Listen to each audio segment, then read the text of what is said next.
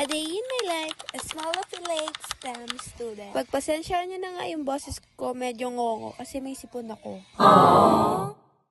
So, ayun nga, naglinis ako ng bahay namin kasi apakalat.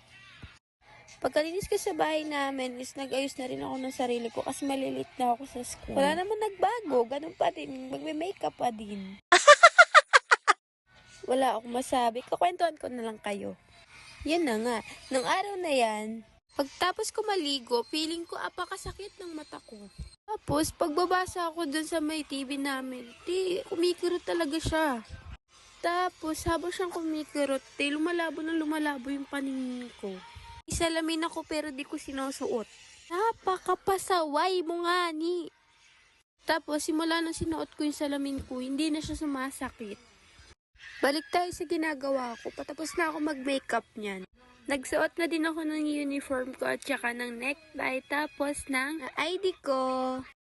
Tapos nagsuklay na din ako kasi aalis na ako. Diba magsusuklay lang apakatagal. 1 oras na ata ako dyan sa salamin. Pagpasok ko, nakita ko sila nagkakantahan. Kaya binidyoan ko na rin. So yun nga, niyaya namin si Sir mag-video. Kaya yan. Hindi naman halatang napilitan. Nalabas kami kasi may event sila. Tapos na event, umuwi na din kami. Bye!